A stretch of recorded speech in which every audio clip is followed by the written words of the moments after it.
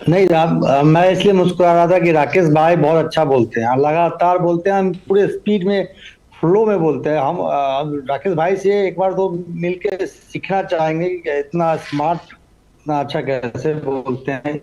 हम लोगों को सीखना चाहिए राकेश भाई से। देखिए, no doubt Madhya Pradesh BJP का स्ट्रांग है अशोक जी, इसमें कोई दो राय नहीं है। और सबसे ज्यादा बीजेपी कहीं मजबूत है संगठन के रूप में, तो वह क्या कहते हैं मध्य प्रदेश है, चाहे वो आरएसएस का बैकबोन है, संगठन का बैकबोन है। लेकिन राकेश जी को ये मानना होगा कि मध्य प्रदेश में 18 साल के शासन के बाद कहीं न कहीं बीजेपी को ये लगा कि एंटी इनकम्बेंसी है, तभी इन्होंने अपने तमाम जो बड़े नेता हैं, चाहे कृषि मंत्री नरेंद्र सिंह तोमर से लेके क्या कहते हैं कैलाश विजयवर्गीय से लेके जितने भी प्रदेश अध्यक्ष, पूर्व प्रदेश अध्यक्ष राकेश सिंह, तमाम बड़े नेताओं को उतार दिया जो मुख्यमंत्री के दावेदार थे। और ये आपको कहीं ना कहीं बीजेपी अपने स्ट्रेटजी में बदलाव लाई। इसका कितना सुखद परिणाम होता है ये 3 तारीख को पता चलेगा। लेकिन मुझे लगता है कि कहीं ना कहीं बीजेपी मध्य प्रदेश में शुरुआती दौर में रणनीति रूप से चूक की। देखिए, इसका एग्जाम्पल मैं अशोक जी बताता हूँ कि हम्म। सबसे बड़ा जो जमीनी स्तर पर आप गए होंगे, लाडली बहन योजना का बड़ा प्रभाव रहा है।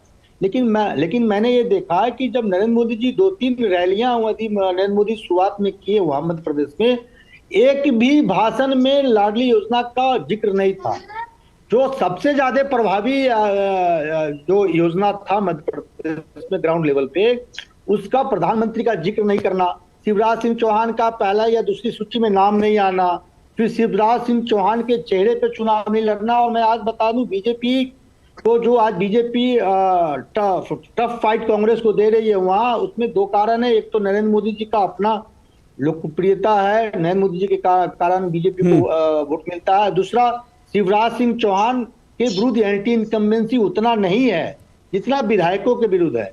हम्म। और एक बात मैं और कहूंगा जिससे अशोक जी आप समझ होंगे क्योंकि आप ग्राउंड पे गए हैं, बीजेपी के 3-4 बड़े नेता जो मुख्यमंत्री के दावेदार हैं, उनकी नैया फंसती हुई नजर आ रही है, चाहे वो नरेंद्र सिंह तोमर हो। आज आज मैं आपके डिबेट पे कह रहा हूँ, 3 तारीख को भी आप बुलाएंगे तो उस दिन आप देखिएगा, हो सकता है वो जीत जाए, लेकिन मार्जिन मैं दावे के साथ कह रहा हूँ 5,000 से अधिक का मार्जिन नहीं रहेगा। नरेंद्र सिंह तोमर का हो, चाहे वो कैलाश विजयवर्गीय का हो, चाहे जबलपुर में राकेश जी का हो, चाहे तमाम जो बड़े नेता जो सांसद को आपने लड़ाया है, उसमें से एक पटेल साहब का छोड़ के बाकी जो सीटें हैं वो फंसती हुई नजर आ रही है। ओके। तो ये एक बात तो मानना होगा कि तमाम विषम परिस्थिति के बावजूद भी यदि बीजेपी कांटे की टक्कर दे रही है तो उसका कहीं ना कहीं नरेंद्र मोदी का इम्पैक्ट है, संगठन का इम्पैक्ट है और आरएसएस का बैकबोन है, जिसके कारण बीजेपी 18 साल के बाद भी आज एक बात कहीं ना कहीं ऋषि शंकर मिश्रा, एक बात जो है उससे मुझे लगता है जो कांग्रेस के समर्थक हैं वो भी दबी जबान में एक बात तो स्वीकार करते हैं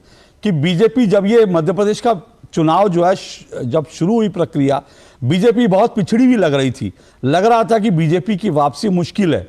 लेकिन उसके बाद जो है धीरे धीरे बीजेपी ने कवर अप किया मध्य प्रदेश में, और मध्य प्रदेश में कांटे की टक्कर जैसा सब मान रहे हैं। लेकिन एक बात, आपने शिवराज सिंह चौहान के चेहरे की बात की, एक बात मैं और कह रहा हूं, मेरी जो कुछ राजनीतिक विश्लेषकों से चर्चा हुई मध्य प्रदेश के संबंध में, कुछ लोग ये भी कह रहे हैं कि कांग्रेस द्वारा कमलनाथ के चेहरे पर लड़ना वो भी कांग्रेस के लिए कोई बहुत अच्छा संकेत नहीं है, क्योंकि मध्य प्रदेश में आपको मालूम है शुरू में किस तरह से दिग्विजय सिंह और कमलनाथ के बीच कपड़े फाड़ने की प्रतियोगिता चल रही थी, तो वो भी एक मैसेज जनता के बीच जाता ही है।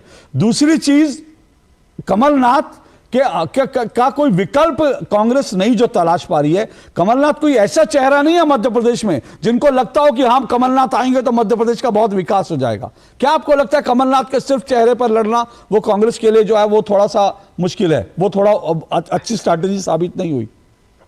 अशोक जी, मेरा स्पष्ट मानना है कि कमलनाथ जनाधार वाले नेता नहीं है, लेकिन मैनेजमेंट के माहिर हैं। और ये बात मानना होगा कि जो कांग्रेस संगठनात्मक रूप से कमजोर थी, बूथों तक पार्टी को पहुंचाने का काम कमलनाथ के लीडरशिप में हुआ है। वहां कोई यदि जनाधार वाले नेता जब आप मैनेजमेंट की बात करते हैं तो किस तरह के मैनेजमेंट? क्योंकि कई लोग कहते हैं वो धन का जुगाड़ कर देते हैं, मैनेज कर देते हैं, पैसा खूब बहाना, क्या वो मैनेजमेंट? आप वरिष्ठ पत्रकार हैं, आप समझते हैं मैनेजमेंट में कई ढंग का होता है। ये बीजेपी भी करती है, कांग्रेस भी करती है, इसमें ये नहीं कि सिर्फ कमलनाथ साहब कर रहे हैं।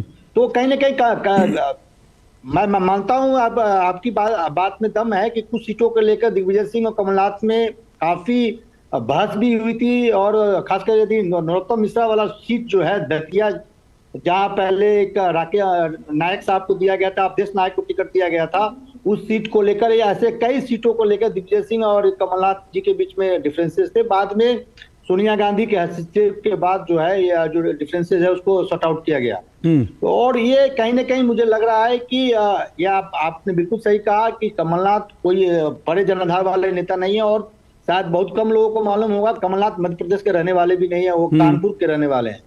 कानपुर के साथ पंजाबी बनिया है, ऐसे ऐसे कुछ समथिंग है। तो ये है। लेकिन आज जो बीजेपी को कांग्रेस फाइट दे रही है उसमें कमलनाथ और दिग्विजय सिंह की काफी मेहनत है। और गुटबाजी मैं समझता हूं कि अब नहीं है, क्योंकि जो गुटबाजी के कारण थे, ज्योतिरादित्य सिंधिया वो अब कांग्रेस में नहीं है, वो बीजेपी में है। और ये कमलनाथ भी दिग्विजय सिंह भी जानते हैं। दिग्विजय सिंह को कमलनाथ के लीडरशिप में काम करने के मुझे नहीं लगता कोई ऐतराज होगा, क्योंकि अब दिग्विजय सिंह अपने बेटे को आप सब बहुत आगे चले गए। वो काम करने का मौका मिलेगा नहीं मिलेगा वो तो 3 तारीख को तय होगा कि जनता जब फैसला देगी उसके बाद इस पर बात होनी चाहिए कि भाई साथ में काम।